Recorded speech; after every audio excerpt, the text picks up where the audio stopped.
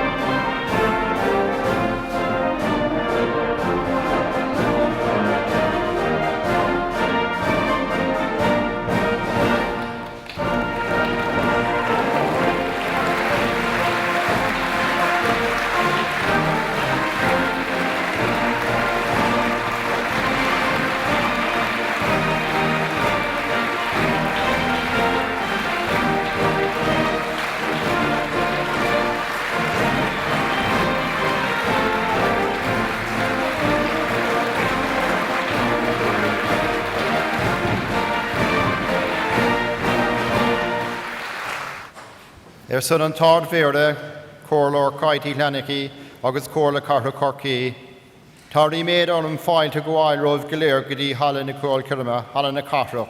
Her son on Oakide Special to Shonov, Searshin Carrock, Corky, Avruna, Mihal D. O'Higgin, Uchtran Nahiran.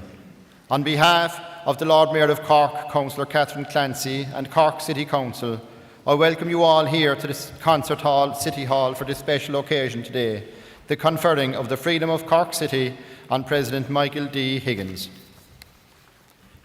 Earda Minish, Rear Hor Crinahe, on Tuosel Taig O'Caton, Ord Agleach an Grenushaw. I now ask the meeting's administrator, Tig Keating, to call this meeting to order.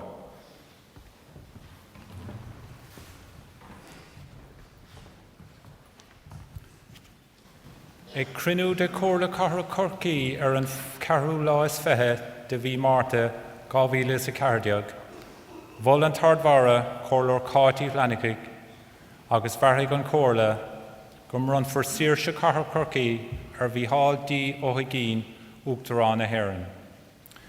Mar Corha Hantish an Valriach in all Aaron Fag Fehe Coig Vlian, August a Valriach de Shanadairn Fag Navlian. A hail a bhí tucha agus tomnathe don tervís fobli a chudéachtaí Harvar le carta sivíalta agus cór hóisialta a cór chun cín bhain náisiúnta agus idirnáisiúnta. Go politiúil pasisiúnta, fille, scríbnóir, acadúlach agus státara. At a meeting of Cork City Council on the 24th of March 2014, the Lord Mayor, Councillor Catherine Clancy, proposed, and it was approved by Council, that the freedom of the City of Cork be conferred on Michael D. Higgins, President of Ireland. In recognition of his membership of Dáil Éireann for 25 years and his membership of Seanad Éireann for 9 years, his life of dedication and commitment to public service and his outstanding achievements in advancing civil rights and social justice nationally and internationally. A passionate political voice, poet, writer, academic, and statesman. I'm now calling the meeting to order, and I'm beginning the formal business of the meeting by taking a roll call of the council members present. Cllr J. Cllr, Cllr T. Brosnan, Cllr J. Kavanagh, Ardvara, Cllr P. Gosh, Cllr K. O'Flynn, Cllr M. O'Connell, Cllr T. Fitzgerald, Cllr M. Nugent, Cllr J. O'Callaghan, Cllr L. McGonigal, Cllr D. O'Flynn, Cllr C. O'Leary, Cllr K. McCarthy, Cllr J. Carr, Cllr L. Kingston, Cllr E. O'Halloran, Cllr S. Martin, Cllr M. Finn, Cllr J. Buttimer, Cllr M. Shields, Cllr B. Birmingham, Cllr H. Cremen, Cllr G. Gibbons.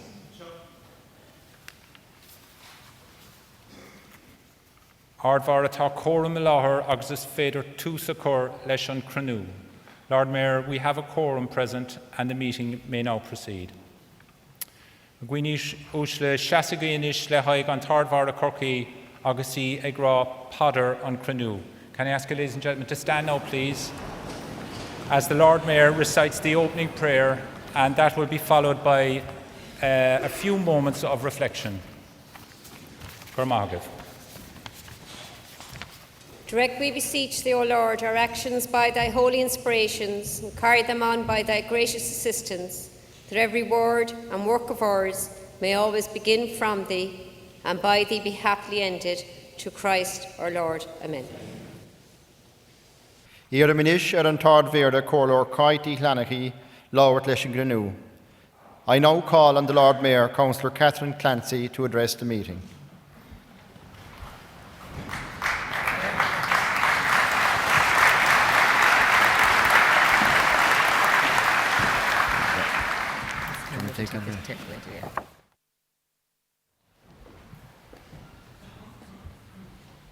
Good afternoon, everybody. On Uachtarán Ahern, Michael D. Higgins, Sabina Higgins, Minister Kathleen Lynch, Minister Simon Coveney, distinguished guests. The conferral of the freedom of the City of Cork is the greatest honour that we as a city can bestow on an individual. Through the centuries, the conferral of the freedom of the city has been used to honour, in particular, some of Cork's most illustrious daughters and sons. In sport, we recall Sonia O'Sullivan, Roy Keane. In public life, we recall public people's figures such as Jack Lynch and Peter Barry. On occasions, we have also bestowed the honour of those from outside Cork for this outstanding achievement throughout their lifetimes. At an international level, we have recognised former US President Woodrow Wilson, John F. Kennedy, as well as former British Prime Minister John Major. At national level, those honoured have included John Hume, as well as a number of former presidents, including Douglas Hyde, Eamon de Valera, as well as recent presidents Mary Robinson and Mary McAleese. It is in this context that we are gathered here today to honour the President of Ireland, President Michael D. Higgins. President Michael D. Higgins was born in Limerick in 1941 and brought up in County Cllr. His background, therefore, was that of a Munster man, but most importantly, as his father hailed from Charleville, a Munster man with Cork roots. Speaking in the Dáil on his final time in 2011, Michael D. Higgins stated that, "Since I was a child in County Cllr, I have had a belief in the power of education and in the power of ideas. People from backgrounds such as mine did not go to university, did not qualify in other universities, and certainly did not teach in universities." The President was the first member of his family to access higher education. All his life he has been passionate about access to education and worked extensively in promotion of lifelong learning. Educated at St. Flannan's College in Ennis and subsequently a mature student at his beloved University College Galway, and afterwards in Indiana and Manchester, provided the formative years for his future career. He himself became an educator, taking up an appointment as a lecturer in political science and sociology in what is now NUI Galway. Generations of students recall his depth of knowledge in the broad and diverse disciplines of government, sociology and economics, and his generosity of time with both colleagues and students. Already involved in many social, cultural and political issues in Galway, President Michael D. Higgins began his national political career when nominated as a member of Seanad Éireann in 1973. Subsequently elected to the Dáil Éireann, he served as a TD for a quarter of a century in addition to his 9 years as Senator.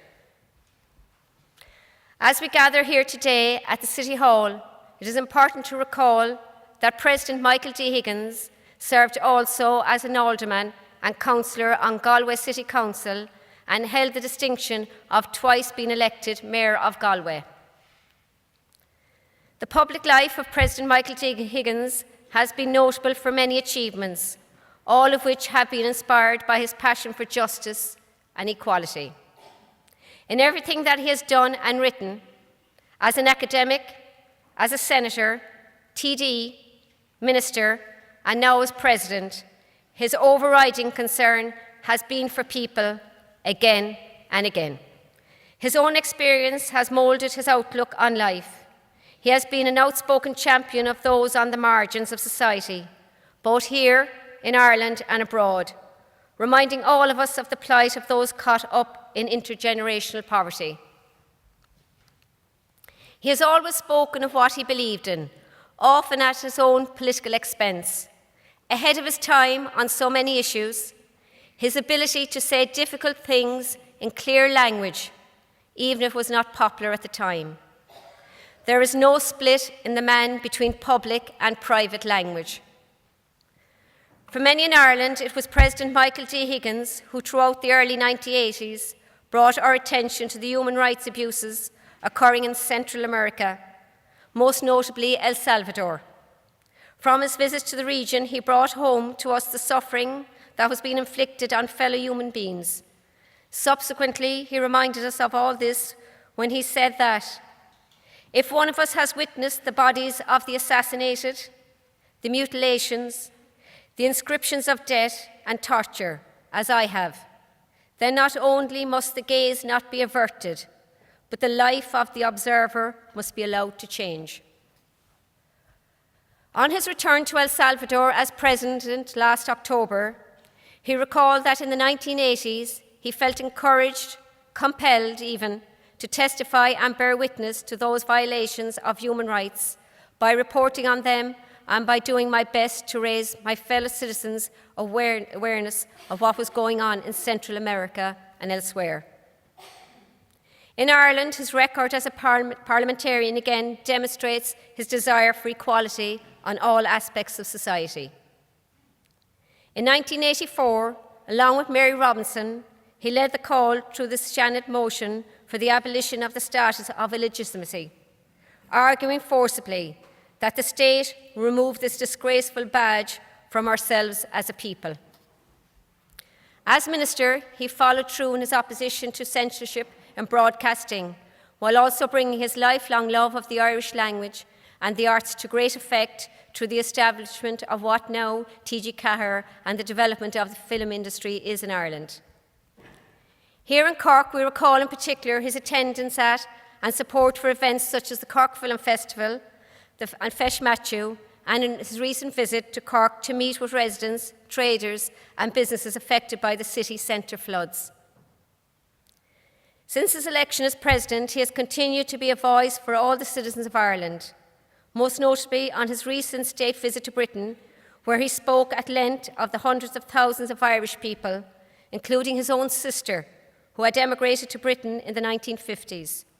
President Michael D. Higgins, the postgraduate student who had travelled to study in Manchester in the 1960s, returned to Britain on a state visit this month as President of Ireland, truly a remarkable achievement.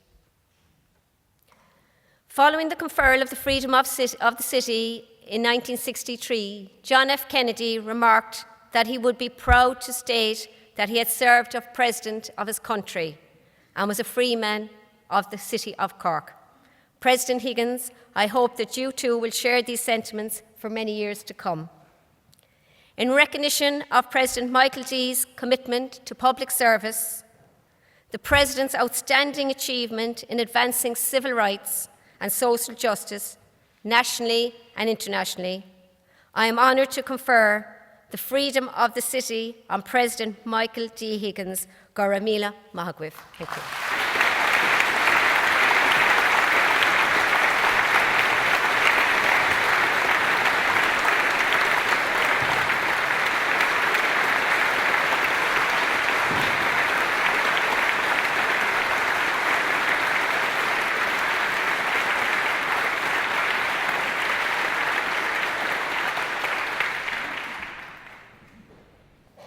Garamaha Godard Verde. Thank you very much, Lord Mayor. Inish, beg Fohak Tracheolagwing, Closmid Bert Corkioch, Dahi Kate and her guitar classicok, a shiny cavatina, August Amanda Neary, a Connig on Horan World in Union. We now have a musical interlude where we showcase the talents of two local performers. David Keating on classical guitar will play cavatina. He will then be joined by singer Amanda Neary, who will sing World in Union.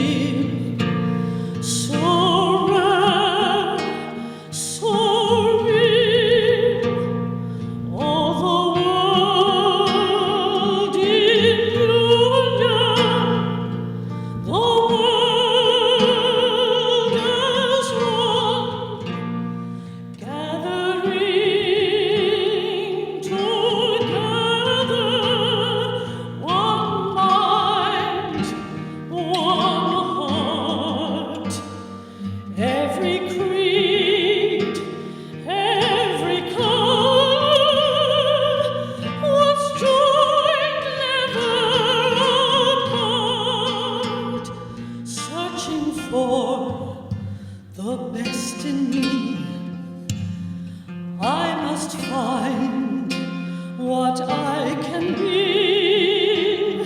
If I win, lose, or draw, there's a winner in us all. It's the world in union, the world as one, as we climb to reach our destiny. A new age has begun. We face high mountains, must cross rough seas. We must take our place in history and live with dignity, just to be the best we can. Sets the goal for every man. If I win, lose, or draw, it's a victory for all. It's the world in union, the world as one, as we climb to reach our destiny. A new age has begun.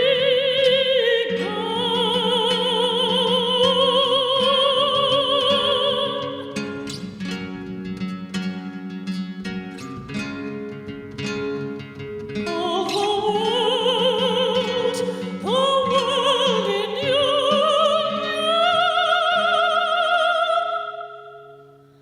A new age has begun.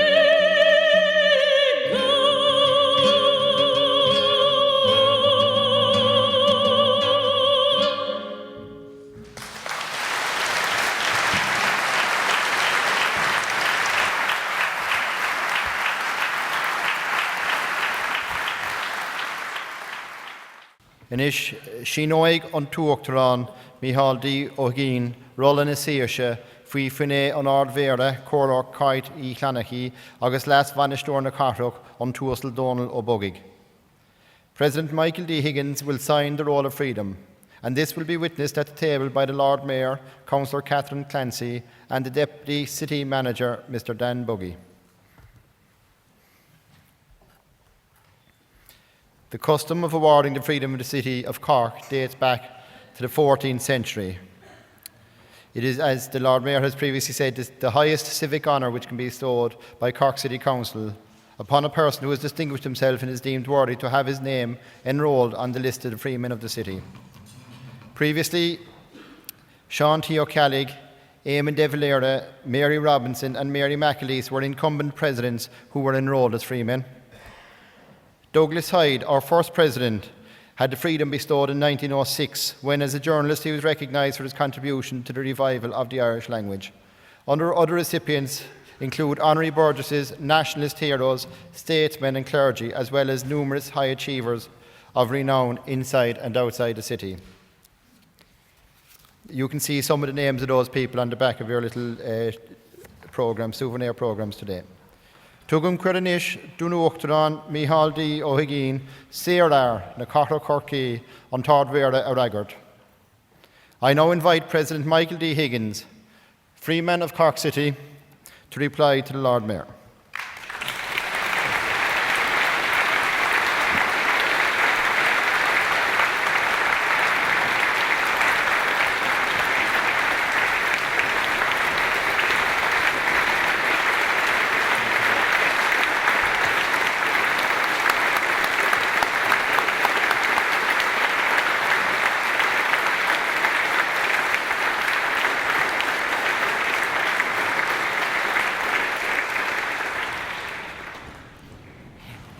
Here where Cllr Kirky, a building Corlan a Carach, Iarna Uishlach, the two is Cllr, as a guinea Cllr fad.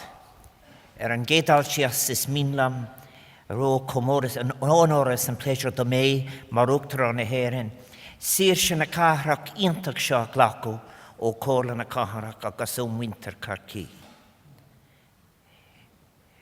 Tá me har a bhhuichtaí for fad a sacht an fíorcín fóilte daris si bhrom agus ra ma bhean céile saibhí. Tigim an táfud tá buint leis an gradam se agus glacam leis an gradam se mar honor. I'm very pleased to be visiting you for a celebratory occasion, Lord Mayor and distinguished guests, dear people. One that stands in contrast to the circumstances after the floods when I last visited you, and was moved on that occasion not only by your resilience, but by your powerful sense of community and good neighbourliness. In any part of our planet, a sense of place is incredibly important. And the attachment that people have to Cork, citizens of Cork, wherever they may be, at home or all around the world, is a very important bond. So I trace liam live, asacht an ceangal sin at the agi, leis an át asar hánaisih, an áitetá, in Urnagna agus in Orgrí an Tam Cllr. And Lord Mayor, standing in this historic hall this afternoon, I am very conscious of the rich tradition and history of Cork City Council and of your predecessors as Lord Mayor. Amongst them, of course, those great patriots and believers in public rights, Tomás McCurtain, a founding member of the Irish Volunteers, and Terence McSweeney, a poet and playwright, whose work was not only for Ireland, but was a source of influence on Gandhi and Nehru. Those founding fathers of our nation, in embodying an independence of mind and a fortitude of spirit, drew on the tradition and personality of this city and its people. I'm also mindful, as you have just heard, of the men and women who previously received the freedom of this city. Among them, some of my predecessors as President of Ireland. Eamon de Valera, Seántaí Kelly, Mary Robinson and Mary McAleese, as well as Douglas de Heather, who was indeed made a freeman of the city before he was elected president, and who was rightly regarded for his extraordinary contribution to saving the Irish language. Glúiseach na Hafiocana, agus an tochtas an bé me leagse, ar an tóglacht an teangan, do muinter na héireann, is das na ginúna bhíle teart. You have also chosen US Presidents Wilson and Kennedy, and indeed many great Corkonians, such as Alois Fleischmann, Peter Barry, Sonia Sullivan, Roy Keane, and Sean O'Halpy. I think it is only quite right the greater number of the freedmen of the city that have been native Corkonians. I myself am at a certain remove, as my mother's family are from the Cllr and areas adjacent in North Cork. And I'm so pleased that so many of them are here this afternoon. An aunt of mine, Joanna, did indeed live here in Cork City on Patrick's Hill, and married a native of Cork City, a baker, Jim Goulding. Then my father spent a great deal of the years of the War of Independence, indeed, as you mentioned, in Ralurk and in Charleville, and in areas beyond that. As he was an intelligence officer in the North Cork Brigade. His brother fought in East Cllr, and my aunt was a member of Cummanamon in County Clare. They would take different sides in the Civil War. During this decade of commemorations, it is important that we recognize the suffering and the loss of those terrible years, which includes the terrible carnage of the First World War. a carnage that was experienced disproportionately across our own island.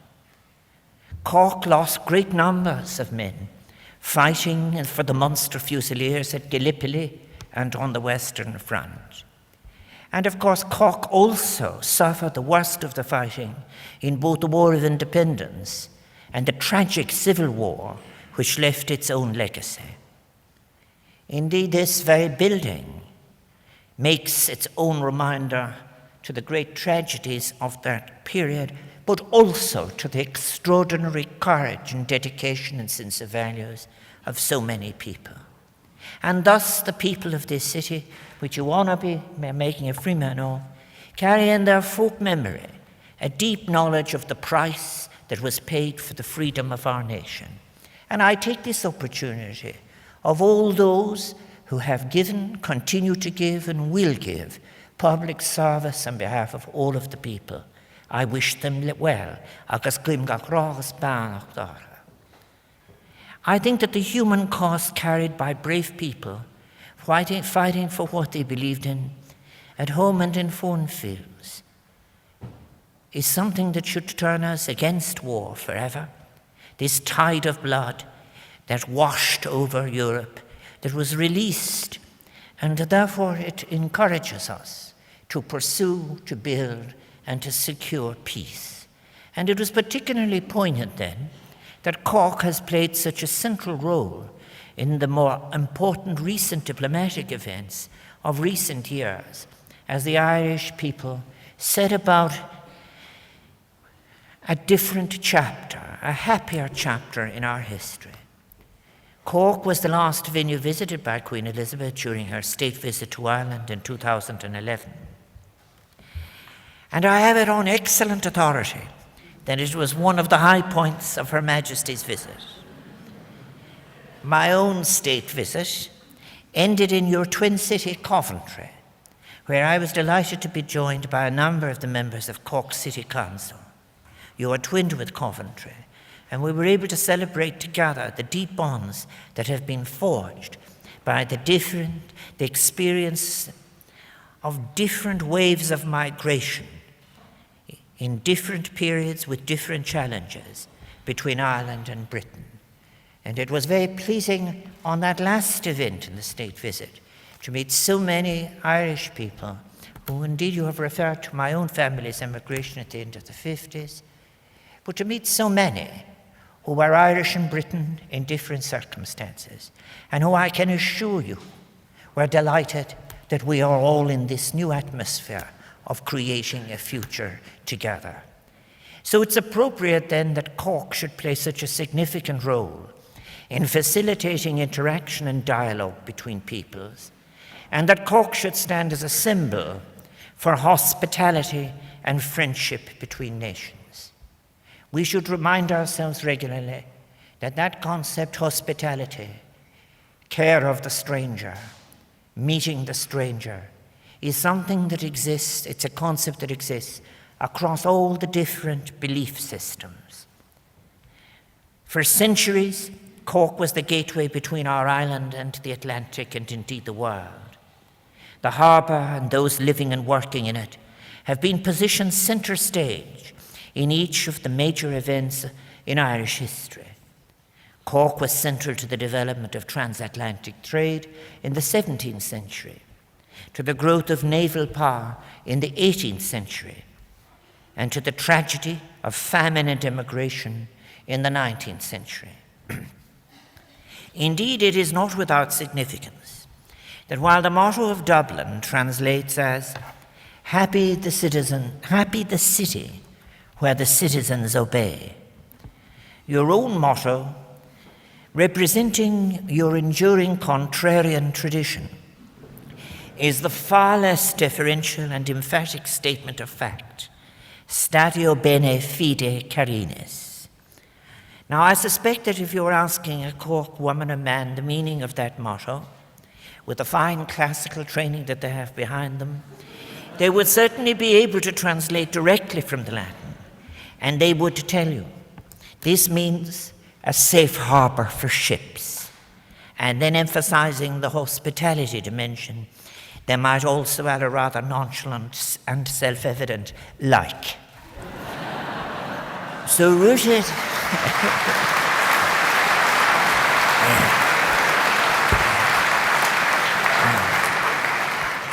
Rooted in its maritime tradition, Cork has always been a European city where new influences have melded with old traditions to inspire creativity and genius, energizing the cultural life of the nation, introducing some of the fundamental debates about culture, for example, as followed the work of Cllr.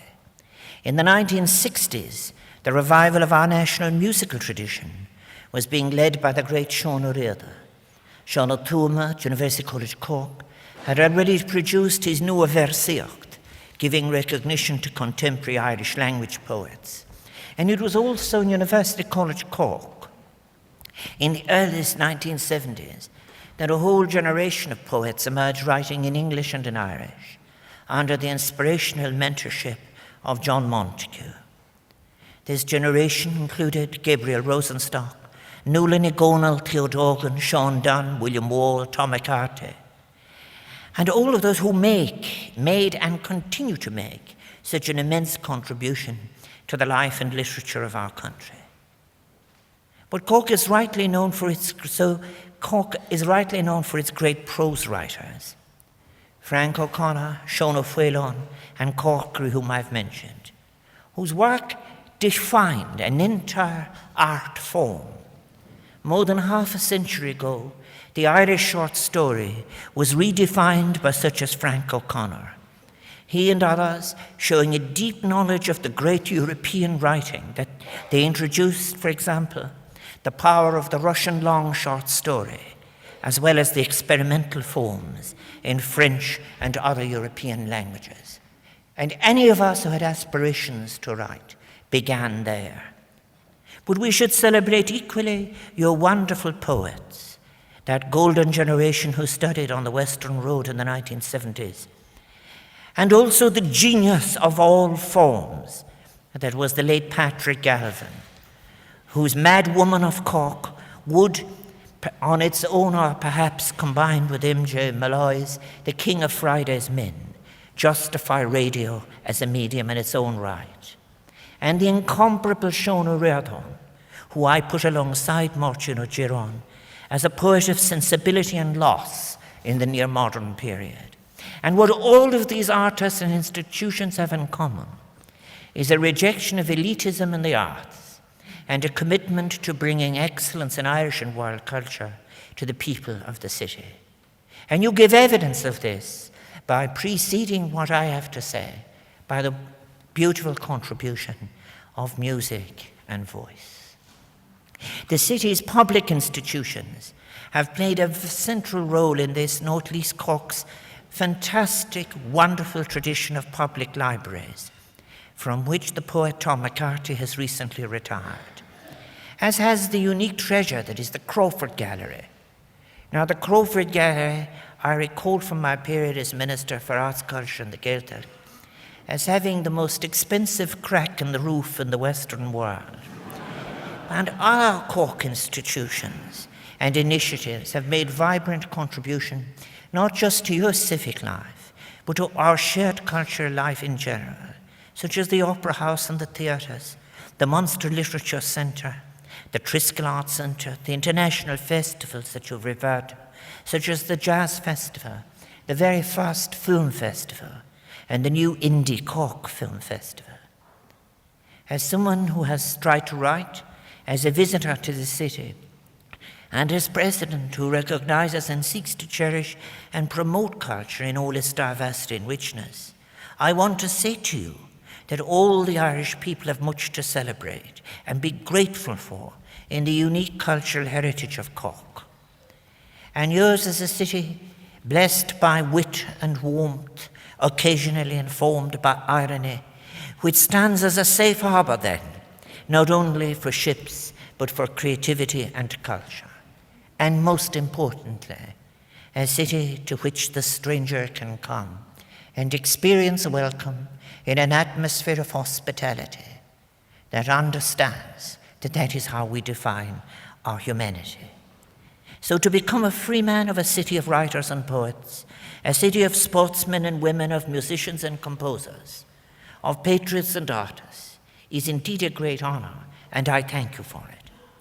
And as this city hall stands facing the great harbour of Cork to which I've made reference, I can think of no better way of finishing than with some words written by my good friend and son of the North Side, Theo Dorgan, who in a recent incarnation I noted had taken to the sea, and described his vision of the harbour as seen from an approaching vessel.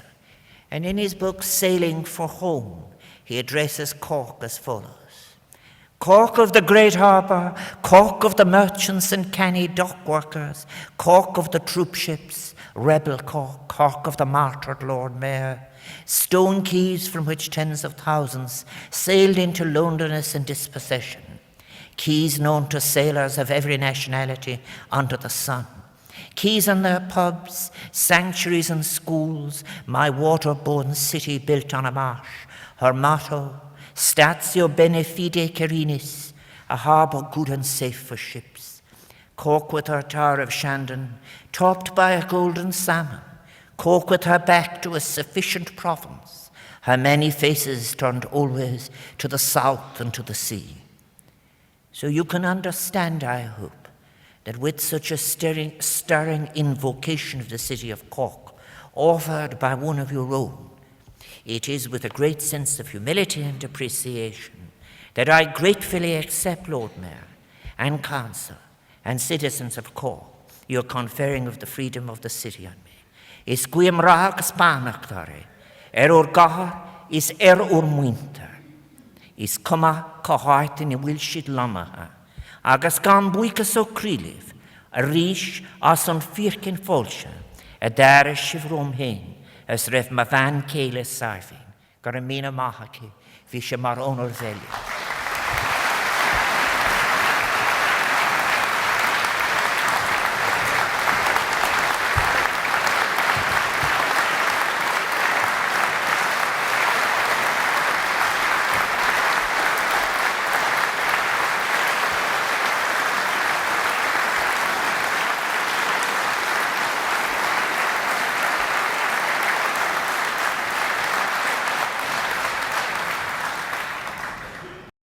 Gurv Mahagotu Tran Mihal D.O. Higgins, Cllr Cllr Corky. Thank you, President Michael D. Higgins, Freeman of Cork City.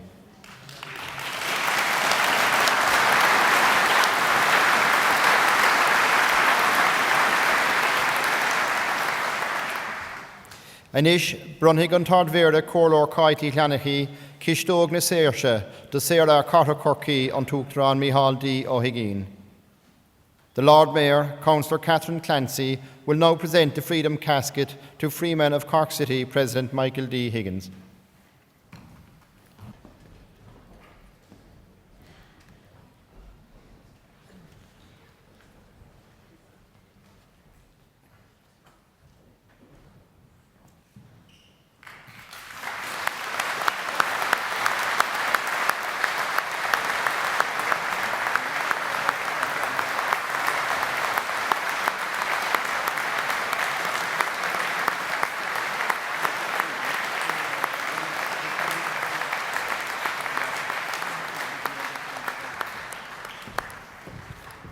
Sarah Cllr an ardver fógrúg bhfuil an crinú speisialta seo hart, bhualam buíochas gháil banna ceol an céad bhregáid as optíad a bheith páirteach sa bhórácáid seo.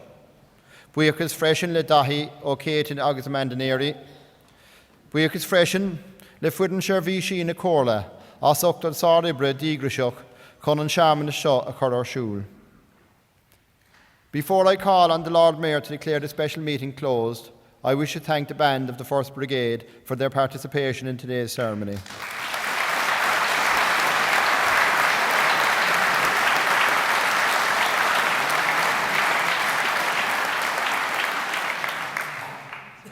Thanks to David Keating and the Mandanéirí.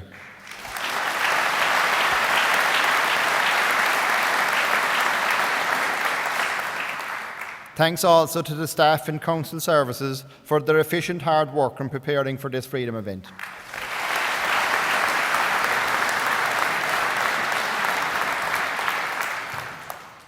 Rif Creach for the Moolness Crinnehe Bualam Buikas Guailiv Cllr, a Corgo Special Television O'Kaid Shaw. A Creach na Crinnehe, Big More Hule, Shias and Halle, in a meg on Todd Vera, Cllr Kaiti Clancy, Cllr na Carrock Corky, on Tuoctran Mihal Dio Higgin, Las Vanistor na Carrock Donal Bogig, Rare Hor Crinnehe, Taig Catin, August Buil Cllr Carrock Corky. Ear the motive, Shassav and Night, Goody Goodridden on Morehule, As and Halle. Before the Lord Mayor formally closes the meeting, I'd like to thank you all for adding to this occasion today. I invite you to join us afterwards in the Millennium Hall. Ladies and gentlemen, at the end of the meeting, the processional party of the Lord Mayor of Cork, Councillor Catherine Clancy, Freedom of Cork City, President Michael D. Higgins, Deputy City Manager Mr. Dan Buggy, Meetings Administrator Ty Keating, and the members of Cork City Council will depart down the concert hall. I request that you remain standing in position until the procession party has left the hall. Inishard Vera Glea Mortfo Gru Gufernamulta Gwilon Crinu Shawhart. Lord Mayor, I'd like to call on you now to formally declare the meeting closed. Freedom of Cork City, President Michael D. Higgins, special guests, and particularly each and every one of the guests who have come to join us this afternoon to celebrate in the freedom of the city.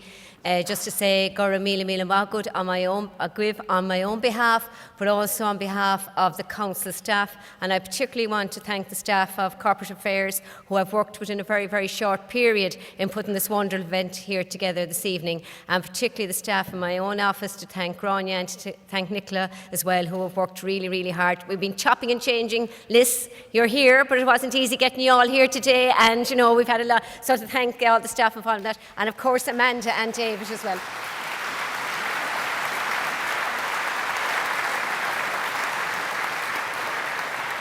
And just to finish as well, you know, they took thank as well and for their support, my fellow councillors, each and every one of them. And I know they're all very busy canvassing, but they still took time out to come here today for the freedom of the city. And I wish to acknowledge that also. Just to say, the bar will be open shortly. The celebrations were beginning, so enjoy the rest of the evening. And again, thank you so much. So as we do in council, you can't leave until I ring the bell. So I'm just going to ring the bell to declare this Freedom of the City ceremony finished.